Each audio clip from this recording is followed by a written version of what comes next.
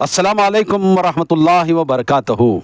कैसे हैं साथी, दोस्त, अहबाब? उम्मीद की खैर आफियत से होंगे।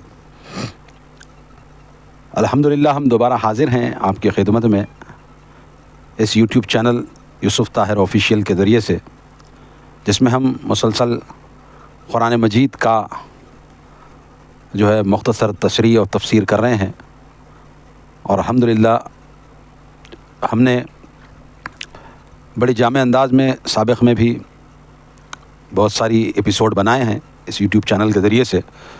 हम यही आपसे गुजारिश करते हैं कि इस कुरान मजीद को सारे आलम तक पहुंचाने के लिए, ये उर्दू हिंदी तबक़ा जो ज़्यादा फसी बोलचाल में गुफ्तगू नहीं करते, आम बोलचाल में करते हैं, उनके लिए ख़ास हमारी ये मेहनत है कि जो भी उर्दूदां तबक़ा है उनको आसानी के साथ अल्लाह पाक ने कुरान मजीद में क्या इरशाद फरमाया है वो मालूम हो सके।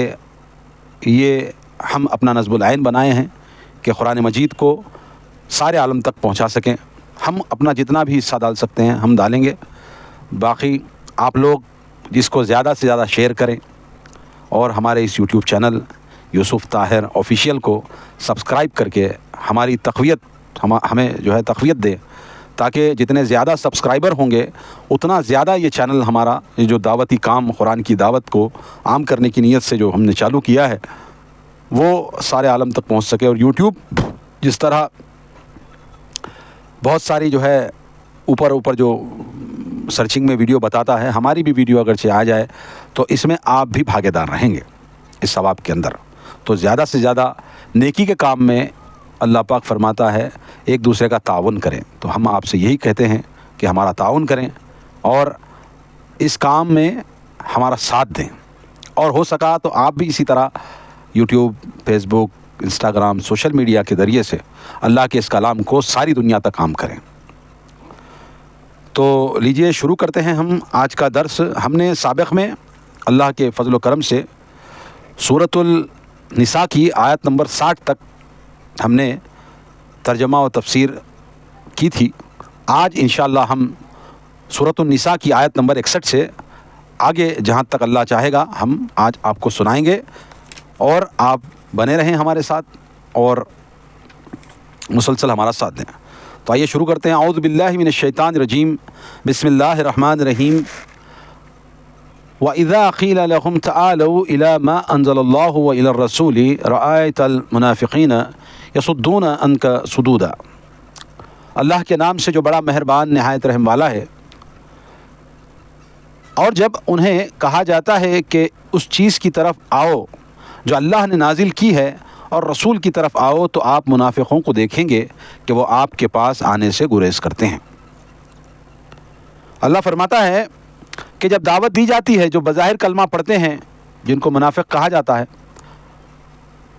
बातिनी तौर पर तो वो मुशरिक और काफिर रहते हैं और मुसलमानों के दुश्मन होते हैं, मगर ज़ाहिरी तौर पर वो इस्लाम कबूल करके मुनाफिक का कैरेक्टर निभाते हैं।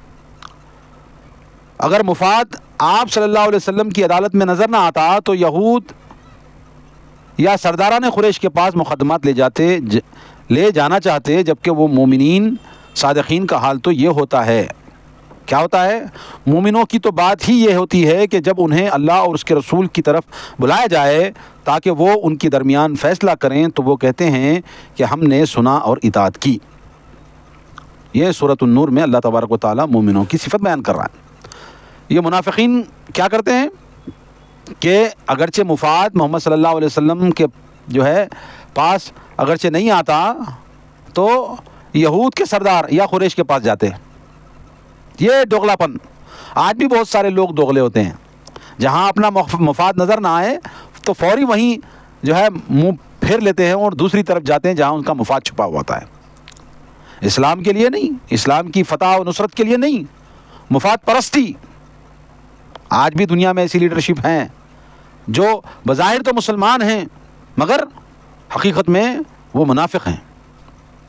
जहाँ पर अपना मुफाद दिखा तो घुस जाते हैं। और आपने देखा होगा आजकल हमारे इस मुल्क के अंदर टीवी चैनलों का बड़ा जो है वो जोर है आजकल, और इसमें ٹوپی داڑھی رکھے ہوئے بہت سارے منافقین آپ کو کیمرے کے سامنے نظر آئیں گے. تو بہت سارے پنڈت لوگ ہوتے ہیں, ہاں اس میں بہت سارے جو ہے نا دہریے ہوتے ہیں, اور ان دہریوں کو اور ان پنڈتوں کو اونچا بنانے کے لیے ایسے جاہل منافق قسم کے مسلمانوں کو ٹی وی چینل کے وہ ٹیبل پر لا کر بٹھا دیتے ہیں. اب اس کو وہ گالیاں دیتے ہیں, اس کو وہ بیچارہ, اس کو کیا کے بارے میں اسلام کی حقانیت کے, وہ تو منافق ہوتا ہے, خالی ٹوپی اور وہ دستار پہن کر کے بیٹھ جاتا ہے اور 5-25 اس کو مل جاتے ہیں اور اس کا پیٹ جو جہنم ہے بھر جاتا ہے, مگر سارے عالم کے اندر مسلمانوں کی تھو تھو کراتا ہے. وہ دیکھا ہوگا آپ نے. تو یہ لوگ وہ کریکٹر ہیں دوغلے جن کو کہا جاتا ہے منافق, جو بظاہر تو صورت شکل سے مسلمان نظر آئیں گے مگر مفاد پرست جہاں ان کا مفاد ہوگا وہیں چلے جائیں گے. اور رسول اللہ کے زمانے میں بھی یہ لوگ تھے اور آگے بھی یہ لوگ رہیں گے. تو اللہ تبارک و تعالیٰ پہچاننے کے لیے کہہ رہا ہے کہ پہچانو ان لوگوں کو, ان بدبختوں کو, منافقوں کو پہچانو. ٹھیک ہے. آگے اللہ فرماتا ہے فَكَيْفَ إِذَا أَصَابَتْهُم مُّصِيبَةٌ بِمَا قَدَّمَتْ أَيْدِيهِمْ ثُمَّ جَاءُوكَ يَحْلِفُونَ بِاللَّهِ إِنْ أَرَدْنَا إِلَّا إِحْسَانًا وَتَوْفِيقًا. پھر ان کا کیا حال ہوتا ہے جب ان کے کرتوتوں کی بدولت ان پر کوئی مصیبت آ پڑتی ہے. وہ آپ کے پاس قسمیں کھاتے ہوئے آتے ہیں کہ واللہ ہمارا ارادہ تو بھلائی اور باہمی موافقت کے سوا کچھ نہ تھا. اور یہ لوگ, یہ جو بدبخت لوگ منافق ہیں نا, جب ان کو کوئی مصیبت آن پڑتی ہے نا یہ ڈوغلے پن کی وجہ سے, تو آپ رسول اللہ کے پاس آتے ہیں کہ بھائی ہم تو بھلائی چاہ رہے تھے, ہم تو وہ کر رہے تھے, یہ کر رہے تھے, ہاں ہم تو مسلمانوں کے مفاد کی بات کر رہے تھے, مگر جب یہ بھیری پڑتی ہے ان کو خسارہ محسوس ہوتا ہے تو بھاگ کر مسلمانوں کی صفوں میں آ کر کھڑنے کی کوشش کرتے ہیں. تو یہی حال بتا رہا اللہ تبارک و تعالی. ہاں یعنی اپنی خباثت کے نتیجے میں مشکلات میں پھنستے ہیں تو صفائیاں پیش کرنے لگتے ہیں کہ ہمارا ارادہ تو صرف صلح صفائی کا تھا, اس لیے ہم یہ یہود, یہ مشرک, یہ ہندو, یہ کافر, ہاں یہ بت پرست, یہ اور یہ خبر پرست, یہ لوگوں کے ساتھ تو ہم اس لیے جو ہے گفتگو کر رہے تھے, پہ رہے تھے تاکہ صلح ہو, لڑائی جھگڑا نہ ہو, امن قائم رہے. یہ صفائیاں دیتے پھرتے ہیں اور یہ ان کا جھوٹ ہے. اگر صلح صفائی کا ارادہ ہوتا تو وہ نبی صلی اللہ علیہ وسلم کے پاس آتے. اللہ فرماتا ہے کہ منافق جب صلح صفائی کی بات کریں گے نا تو ان سے یہی پوچھنا, اگرچہ تمہارا صلح صفائی کا ارادہ ہوتا تو تم نبی صلی اللہ علیہ وسلم کے پاس آتے. اور آج بھی ایسے منافق اللہ اور اس کے رسول کی کتاب کی طرف پلٹتے. اگرچہ تمہارا جو ہے دعوت تمہاری سچی تھی تو یہ قرآن مجید اور فرقان حمید کی دعوت تم لوگوں کو دیتے, نہ کہ اپنے من گھڑت بنائے ہوئے مذہبوں کی تم دعوت دیتے, اپنے عقیدوں کی دعوت دیتے, اپنی سوچ کی دعوت دیتے. آگے اللہ فرماتا ہے اولئک الذین یعلم اللہ ما فی قلوبہم فاعرض عنہم وعظہم وقل لہم فی انفسہم قولا بلیغا.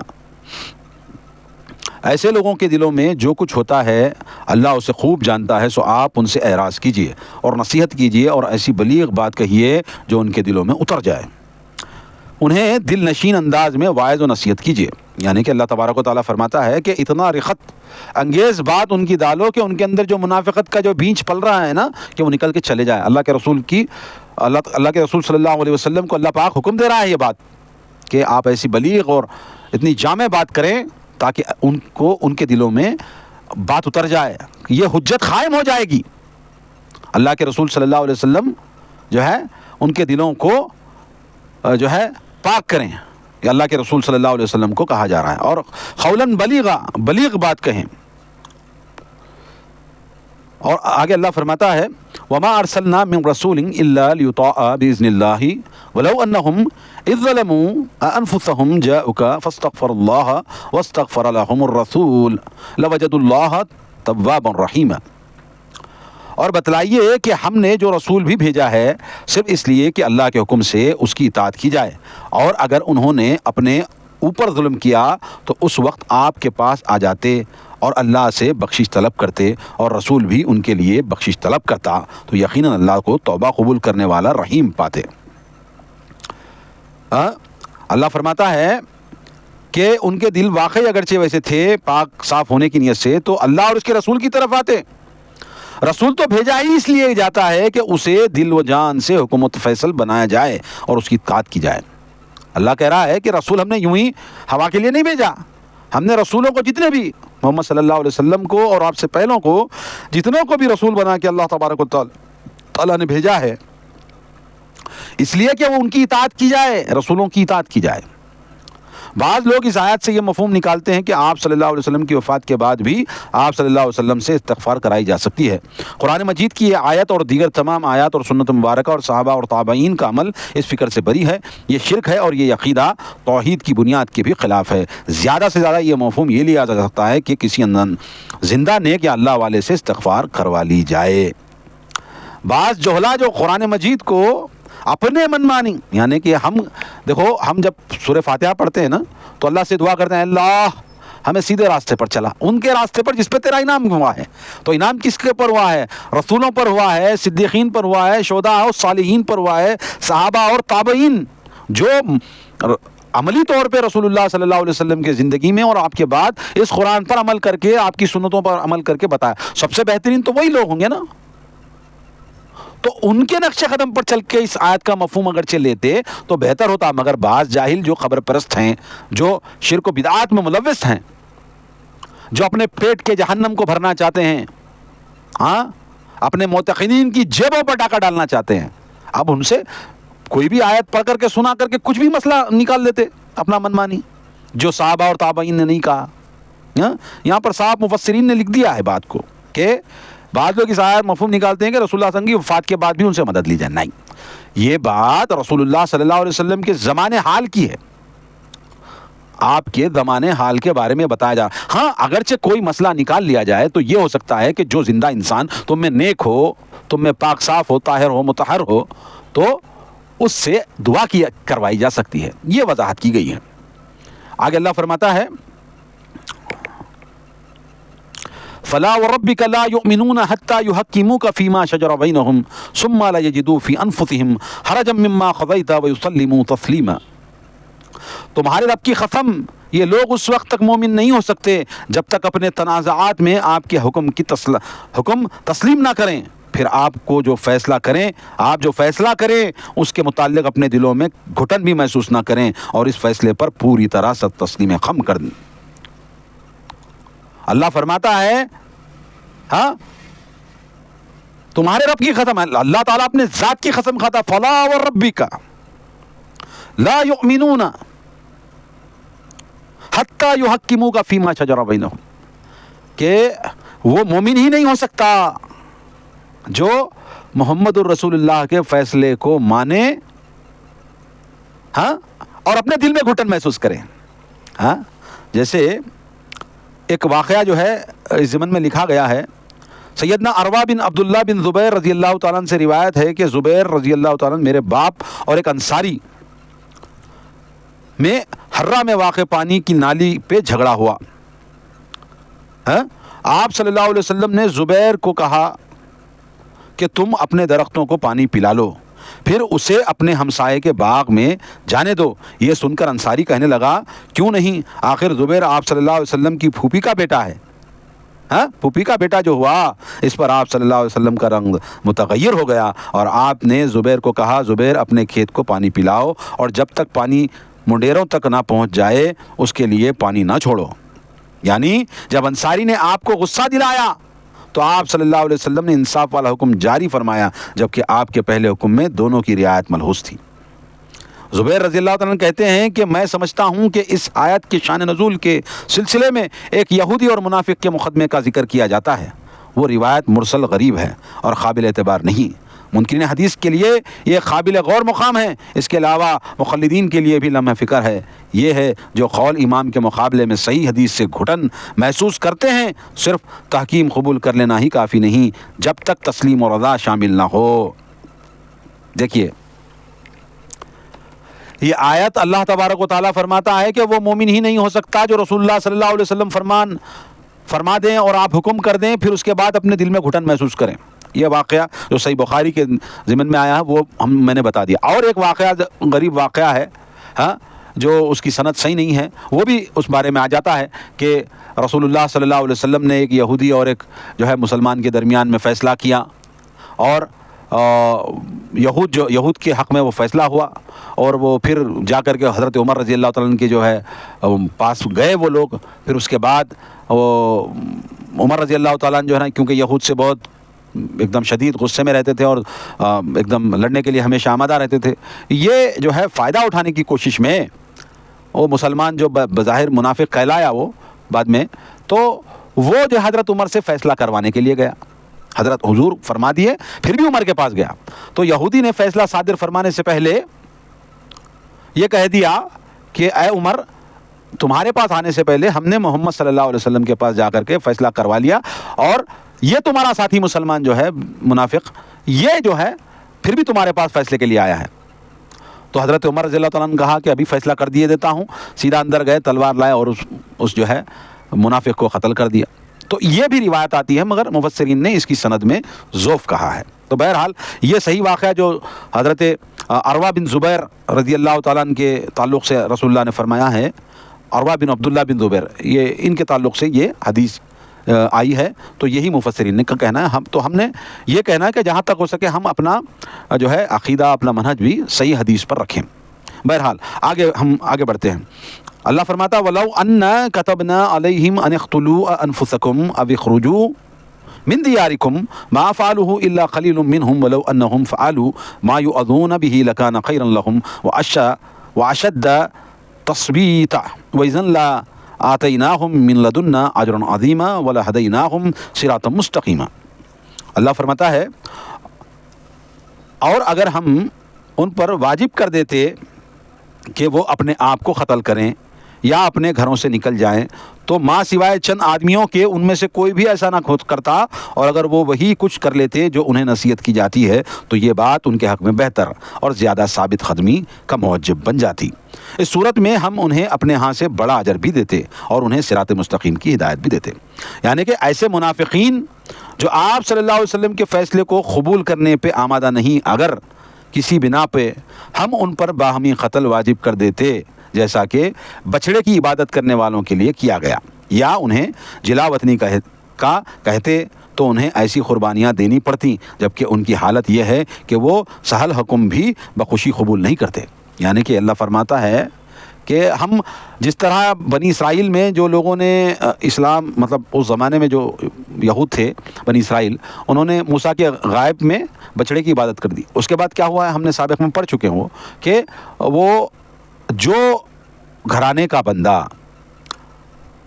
بت پرستی میں ملوث ہوا ہے تو اسی گھرانے کا توحید پرست بندہ اس کو قتل کرے. اللہ تعالیٰ یہ حکم دیا اور یہ عمل ہوا ہے. تو ایسے سخت حکم اللہ چاہتا تو دے دیتا، مگر اللہ تعالیٰ بڑا مہربان ہے. اللہ یہ فرماتا ہے اور ہم تمہیں سیدھے راستے کی طرف بلاتے.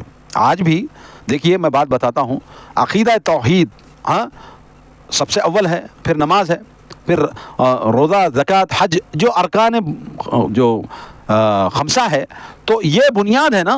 تو اس میں بھی رسول اللہ کی بے انتہا واضح حدیثیں آ جانے کے بعد بھی مگر مقلدین جو اماموں کے نام لیوا ہے، وہ حدیثوں کو عمل چھوڑ کر کے اپنے اماموں کی قول پر عمل کرتے ہیں. کیا ان کے ساتھ یہ برتاؤ نہ کیا جائے، یہ ان کے ساتھ نہ کیا جائے جس طرح جو ہے حضرت عمر رضی اللہ تعالیٰ نے منافقوں کے لیے کیا تھا، ویسا عمل نہ کیا جائے؟ اب آپ ہی فیصلہ کریں. تو ہم یہی کہتے ہیں کہ قرآن مجید اور رسول اللہ صلی اللہ علیہ وسلم کے صحیح حدیث، یہی ہمارا مذہب ہونا چاہیے. اور جو امام اربعین ہیں، 4 امام ہیں، انہوں نے بھی یہ واضح کہہ دیا کہ ہم اگرچہ کسی معاملے میں رسول اللہ صلی اللہ علیہ وسلم سے، ان کی حدیث سے اگرچہ ہمارا قول ٹکرا جائے تو ہمارے قول کو دیوار پر مار دو، ہمارے قول کو چھوڑ دو، رسول اللہ کے قول کو اور آپ کے افعال کو، آپ کے عمل کو، آپ کے حکم کو مان لو. یہی ہمارا مذہب ہے. مگر آج مقلدین بے انتہا جو ہے مسئلے جو ہے بنے ہیں، ہدایہ، وقایا، درایا، مرایا، جو بھی اتنی کتابیں ہیں اور رسول اللہ صلی اللہ علیہ وسلم کی مخالفت میں لکھی گئی. کیوں میں کہہ رہا ہوں یہ بات؟ کیونکہ اس میں ایسے قرآن مجید واضح طور پہ کہتا ہے کہ کوئی بچہ پیدا ہونے کے بعد 2 سال کی مدت تک دودھ پی سکتا ہے. یہ قرآن کا فیصلہ ہے زیادہ سے زیادہ. مگر امام ابو حنیفہ رحمہ اللہ کے نام پر جو فتوے لکھے گئے اس میں کہا جاتا ہے کہ 2.5 سال پلایا جائے، 6 مہینے زیادہ. تو یعنی کہ قرآن مجید کے اندر واضح طور پر یہ بات موجود ہونے کے باوجود بھی، رسول اللہ صلی اللہ علیہ وسلم کے احادیث موجود ہونے کے باوجود بھی، اماموں کے پیچھے اندھے بن کر کے چلنا، اماموں کے پر جھوٹے جو ہے بہتان تراشیاں کا. ہم تو یہی کہتے ہیں کہ امام کو کیا قرآن نہیں پتا تھا؟ قرآن کہتا ہے کہ پورے 2 سال دودھ پلاؤ، پھر بھی امام صاحب ایسا کیسا 2.5 سال کا فتویٰ دیتے؟ تو ان کے طرف فتوے منسوب کیے گئے یہ پیٹ کا جہنم بھرنے کے لیے. سمجھے؟ تو میرا یہی کہنا ہے کہ آؤ اللہ کے دین کی طرف، رسول اللہ صلی اللہ علیہ وسلم کی لائی ہوئی شریعت کی طرف آؤ. چھوڑ دو سب کو. تم سے کل قیامت کے دن یہ نہیں پوچھا جائے گا کہ تم کس کی اتباع کرتے تھے، بلکہ یہ پوچھا جائے گا کیا تم نے محمد الرسول اللہ کی اتباع کی یا نہیں کی. یہ سوال ہوگا، اس کا جواب دینے کے لیے تیار ہو جاؤ. آگے بڑھتے ہیں. اللہ فرماتا ہے وَمَن يُطِعِ اللَّهَ وَالرَّسُولَ فَأُولَٰئِكَ مَعَ الَّذِينَ أَنْعَمَ اللَّهُ عَلَيْهِم مِّنَ النَّبِيِّينَ وَالصِّدِّيقِينَ وَالشُّهَدَاءِ وَالصَّالِحِينَ وَحَسُنَ أُولَٰئِكَ رَفِيقًا. اللہ فرماتا ہے اور جو شخص اللہ اور رسول کی اطاعت کرتا ہے تو ایسے لوگ انبیاء، صدیقین، شہیدین، صدیقوں، شہیدوں اور صالحین کے ساتھ ہوں گے جن پر اللہ نے انعام کیا ہے. اور رفیق ہونے کے لحاظ سے یہ لوگ کتنے اچھے ہیں. دیکھیے اللہ فرماتا ہے وَمَن يُطِعِ اللَّهَ وَالرَّسُولَ، اللہ کی اطاعت کرو اور اس کے رسول کی اطاعت کرو.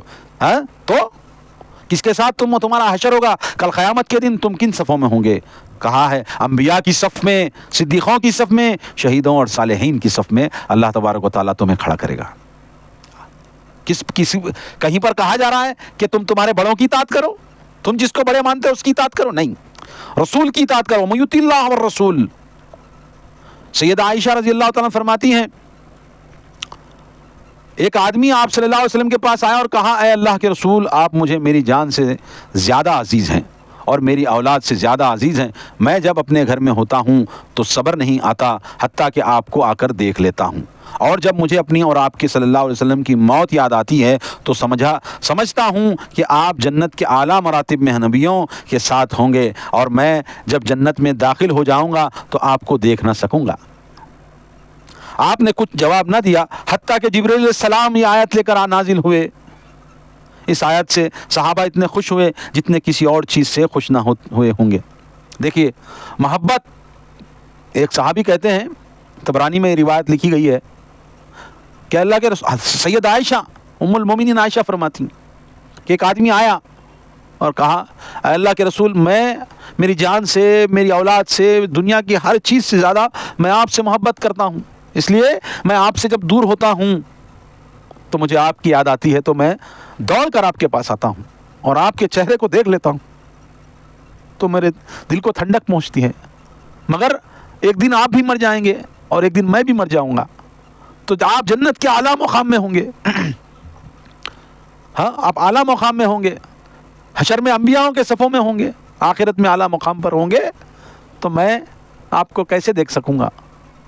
تو اللہ کے رسول صلی اللہ علیہ وسلم نے خاموشی اختیار کی تو اللہ تبارک و تعالیٰ نے یہ آیت نازل کی وَمَن يُطِعِ اللَّهَ وَالرَّسُولَ فَأُولَٰئِكَ مَعَ الَّذِينَ أَنْعَمَ اللَّهُ عَلَيْهِم مِّنَ النَّبِيِّينَ وَالصِّدِّيقِينَ وَالشُّهَدَاءِ وَالصَّالِحِينَ.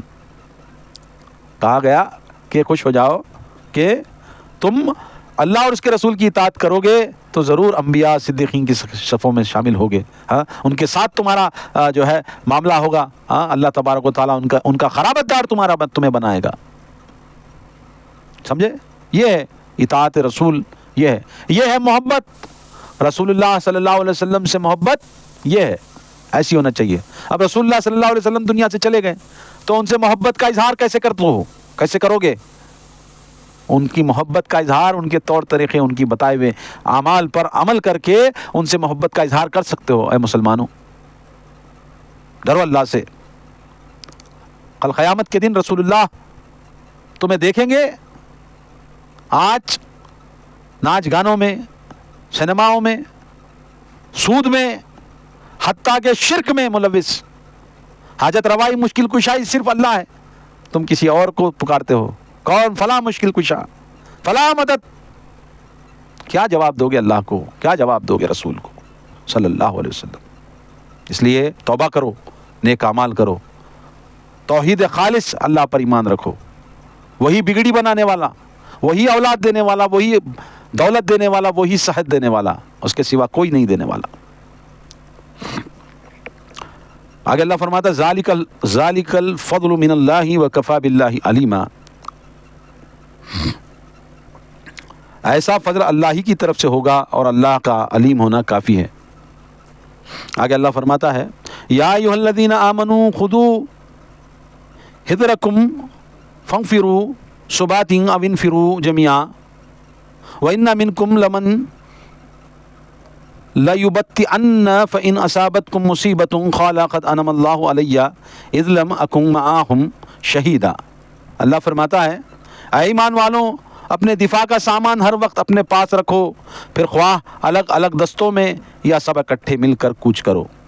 تم میں سے کوئی ایسا بھی ہے جو پیچھے رہ جاتا ہے، پھر اگر تمہیں کوئی مصیبت پہنچ جائے تو کہتا ہے مجھ پر تو اللہ نے بہت بڑا احسان کیا ہے کہ میں ان میں موجود نہ تھا۔ ہاں کیا کہتا ہے؟ میں ان میں موجود نہیں تھا۔ آگے اللہ جو فرماتا ہے نا وضاحت کے ساتھ کہ یہ جنگوں میں اللہ تبارک و تعالیٰ حکم دے رہا ہے کہ جنگ احد میں جب کہ ابو سفیان نے اپنی فتح کا اعلان کر رکھا تھا، ارد گرد کے قبائل کے مسلمانوں کے خلاف حوصلے بڑھ گئے تھے، مدینے کے حدود سے باہر مسلمانوں کا جان و مال محفوظ نہ تھا، تو انہیں ہدایت دی گئی کہ محتاط چاق و چوبند رہو، سامان دفاع ساتھ رہو، اور اوقات کانا یعنی کہ اکا دکا نہ نکلو۔ اللہ فرماتا ہے یہ جو بتایا جا رہا ہے یہ تو ہمیشہ کے لیے ہے، بات یہ کہ اپنے دفاع کا سامان ہمیشہ ساتھ رکھو، سمجھے؟ کم سے کم ایک لاٹھی، ایک ڈنڈی، ایک کھیلا تو ساتھ رکھو تاکہ سنت ادا ہو۔ یہ منافقین کا کردار ہے جو جہاد سے روکتے ہیں، یعنی کہ جو جنگ میں پیچھے رہ جاتے ہیں نا، اور جو مسلمان ہارنے کی شکل پہ آ جاتے ہیں تو کہتے ہیں کہ اللہ نے ہمیں بڑا فضل کیا، ہم ان ہارنے والوں میں شامل نہیں ہیں۔ تو اللہ تعالیٰ کہہ رہا ہے کہ بچ جاؤ، یہ منافقین ہیں، گویا کہ اجنبی ہوں اور مسلمانوں سے کوئی تعلق ہی نہ ہو، یعنی کہ ایسے پلہ جھاڑ لیتے ہیں مسلمانوں سے وہ لوگ، جو مسلمان کچھ دب جائیں تو ہاں ان کا ہمارا کوئی تعلق ہی نہیں ہے بھائی، یہ حرکت۔ تو اللہ کہہ رہا ہے کہ اس سے رک جاؤ۔ آگے اللہ فرماتا ہے وَلَئِنْ أَصَابَكُمْ فَضْلٌ مِّنَ اللَّهِ لَيَقُولَنَّ كَأَن لَّمْ تَكُن بَيْنَكُمْ وَبَيْنَهُ مَوَدَّةٌ يَا لَيْتَنِي كُنتُ مَعَهُمْ فَأَفُوزَ فَوْزًا عَظِيمًا۔ اللہ فرماتا ہے لہذا جن لوگوں نے آخرت کے عوض دنیا کی زندگی کو بیچ دیا ہے انہیں اللہ کی راہ میں لڑنا چاہیے۔ فَلْيُقَاتِلْ فِي سَبِيلِ اللَّهِ الَّذِينَ يَشْرُونَ الْحَيَاةَ الدُّنْيَا بِالْآخِرَةِ وَمَنْ يُقَاتِلْ فِي سَبِيلِ اللَّهِ فَيُقْتَلْ أَوْ يَغْلِبْ فَسَوْفَ نُؤْتِيهِ أَجْرًا عَظِيمًا۔ لہذا جن لوگوں نے آخرت کے عوض دنیا کی زندگی کو بیچ دیا ہے انہیں اللہ کی راہ میں لڑنا چاہیے، اور جو شخص اللہ کی راہ میں لڑتا ہے پھر خواہ وہ شہید ہو جائے یا غالب آ جائے تو جلد ہی دونوں صورتوں میں ہم اسے بہت بڑا اجر عطا کریں گے۔ یعنی کہ یہ جو موقع میل ہے تو یہ ڈٹ جانے کے لیے اللہ تبارک و تعالیٰ تنبیہ دے رہا ہے، یعنی ہر لحاظ سے فائدے میں ہیں، شہید ہو جائیں یا فتح و نصرت کے ساتھ واپس آئیں، یہ دونوں قسم کے لوگ، یعنی کہ شہید ہو جائیں گے تو شہید کا مقام تو مرتبہ اللہ پہلے بتا دیا، اگرچہ غازی فتح یاب ہو کر آئیں گے تو مال و دنیا کا مال و متاع بھی ملے گا، عزت ملے گی، اللہ تبارک و تعالیٰ کا فضل ملے گا، ہاں، اور غازی کہلاؤ گے اللہ کے راستے میں لڑنے والے، جیسے خالد بن ولید وغیرہ، ابو عبیدہ بن جراح، عبید اللہ بن ابو عبید اللہ، اور جو ہے دیگر صحابہ حضرت عمر، حضرت عثمان وغیرہ، یعنی کہ یہ غازی بن جاؤ گے۔ عبداللہ بن ابی جو تھا نا، عبداللہ بن ابی اوفا روایت کرتے ہیں کہ آپ صلی اللہ علیہ وسلم نے فرمایا خوب جان لو جنت تلواروں کے سائے تلے ہے، یعنی کہ اللہ تبارک و تعالیٰ فرماتا ہے جنت تمہیں آسانی سے تھوڑی نہ ملے گی، اللہ تعالیٰ تھوڑی نہ دے گا، بلکہ اللہ فرماتا ہے کہ جنت جو ہے وہ تلواروں کے سائے میں ہے، اللہ کے دین کو غالب کرنے میں جو تلوار کی ضرورت پڑتی ہے اس کے سائے میں ہے۔ اور سہیل ابن سعد کہتے ہیں کہ آپ صلی اللہ علیہ وسلم نے فرمایا اللہ کی راہ میں ایک صبح یا شام نکلنا دنیا و ما فیہا سے بہتر ہے۔ اللہ کے رسول فرماتے ہیں کہ اللہ کے راستے میں اللہ کے دین کی بلندی کے لیے لڑنا تو یہ دنیا اور ما فیہا سے سب سے بڑھ کر ہے۔ یہ اللہ فرماتا ہے۔ ابو ہریرہ رضی اللہ عنہ سے روایت ہے کہ آپ صلی اللہ علیہ وسلم نے فرمایا جو شخص اس حال میں مرے کہ اس نے اللہ کے راستے میں جنگ کی اور نہ ہی کبھی اس کا خیال گزرا ہو تو اس کی موت نفاق کی ایک شاخ پہ ہوگی۔ ایک وعید یہ بھی ہے کہ دل میں تمنا بھی نہیں ہے کہ کبھی موقع ملے گا اللہ تبارک و تعالیٰ کا دین غالب کرنے کے لیے، دل میں خیال بھی نہیں آ رہا، تو وہ نفاق کی موت پر مرے گا۔ یہ اللہ کے رسول صحیح مسلم کے اندر یہ حدیث موجود ہے۔ ابو ہریرہ رضی اللہ عنہ فرماتے ہیں کہ آپ صلی اللہ علیہ وسلم فرماتے ہیں کہ اس ذات کی قسم جس کے قبضے میں میری جان ہے، میں چاہتا ہوں کہ اللہ کی راہ میں شہید کیا جاؤں، پھر زندہ کیا جاؤں، پھر شہید کیا جاؤں، پھر زندہ کیا جاؤں، پھر شہید کیا جاؤں، پھر زندہ کیا جاؤں، پھر شہید کیا جاؤں۔ بخاری اور مسلم میں متفق علیہ روایت ہے۔ کیا ہے؟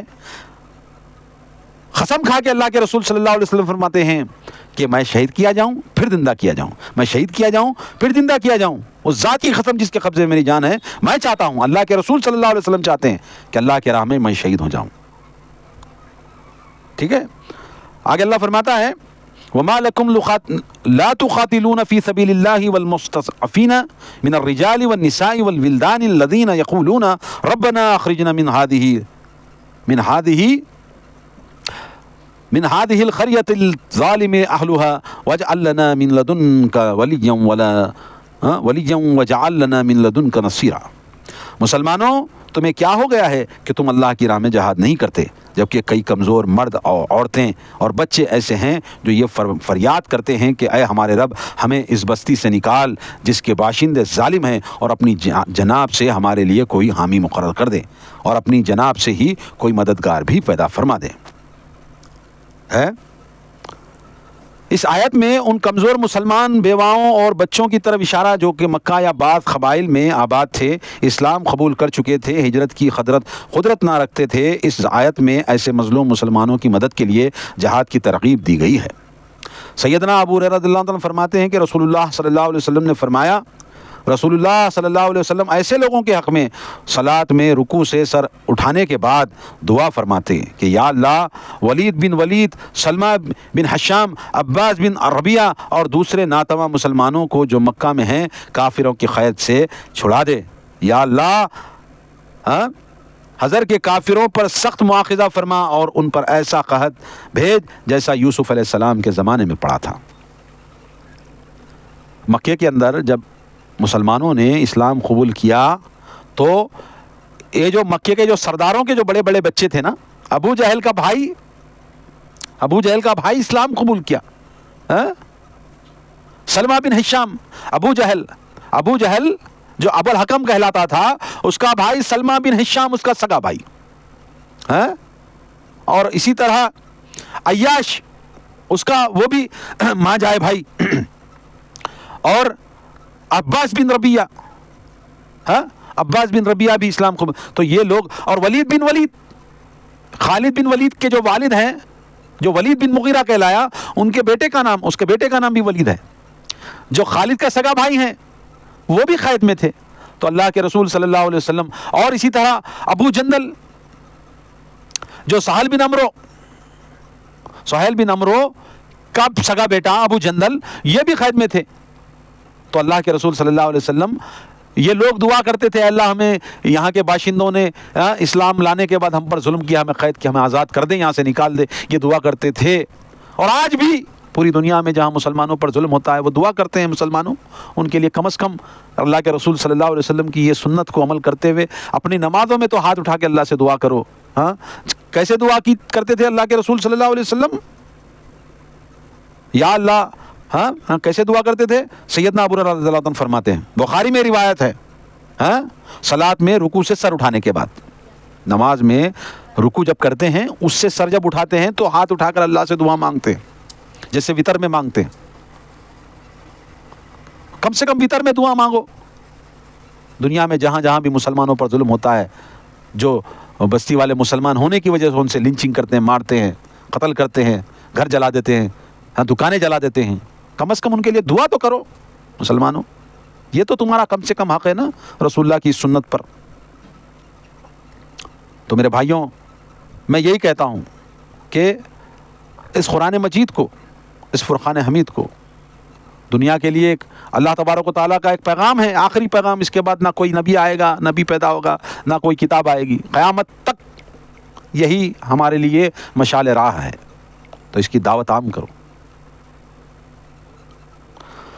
آج کا درس ہم یہیں پر ختم کرتے ہیں. ہم نے آج اللہ کے فضل و کرم سے آیت نمبر 61 سے لے کر کے آیت نمبر 75 تک ہم نے آج کا درس مکمل کر لیا ہے.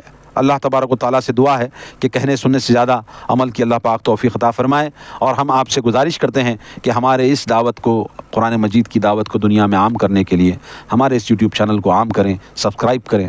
کوئی اشکال ہو، سوال ہو تو ہمارے کامنٹ باکس میں پوچھیں. ہم سے بنے رہیں. ہمارے اس ویڈیو کو ہمارے سوشل میڈیا پہ پھیلا دیں، زیادہ سے زیادہ شیئر کریں.